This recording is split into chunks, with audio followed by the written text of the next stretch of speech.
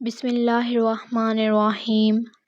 رسول اللہ صلی اللہ علیہ وآلہ وسلم کی بیویاں رات میں مناصح کی طرف قضائے حاجت کے لیے جاتیں اور مناصح ایک کھلا میدان ہے تو حضرت عمر رسول اللہ صلی اللہ علیہ وآلہ وسلم سے کہا کرتے تھے کہ اپنی بیویوں کو پردہ کرائیے، مگر رسول اللہ صلی اللہ علیہ وآلہ وسلم نے اس پر عمل نہیں کیا۔ ایک روز رات کو عشاء کے وقت حضرت سودہ بنت زمعہ رسول اللہ صلی اللہ علیہ وآلہ وسلم کی اہلیہ جو دراز قد عورت تھیں باہر گئیں۔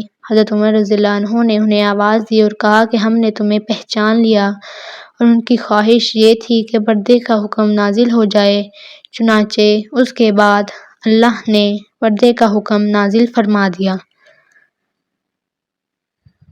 صحیح بخاری حدیث نمبر 146۔ آپ نے اپنی بیویوں سے فرمایا کہ تمہیں قضائے حاجت کے لیے باہر جانے کی اجازت ہے۔ حشام کہتے ہیں کہ حاجت سے مراد پاخانے کے لیے باہر جانا ہے۔ صحیح بخاری حدیث نمبر 147۔ عبداللہ بن عمر رضی اللہ عنہ کہتے ہیں کہ ایک دن میں اپنی بہن اور رسول اللہ کی اہلیہ محترمہ حفصہ کے مکان کی چھت پر اپنی کسی ضرورت سے چڑھا تو مجھے رسول اللہ صلی اللہ علیہ وآلہ وسلم قضائے حاجت کرتے وقت قبلہ کی طرف پشت اور شام کی طرف منہ کیے ہوئے نظر آئے۔ صحیح بخاری حدیث نمبر 148۔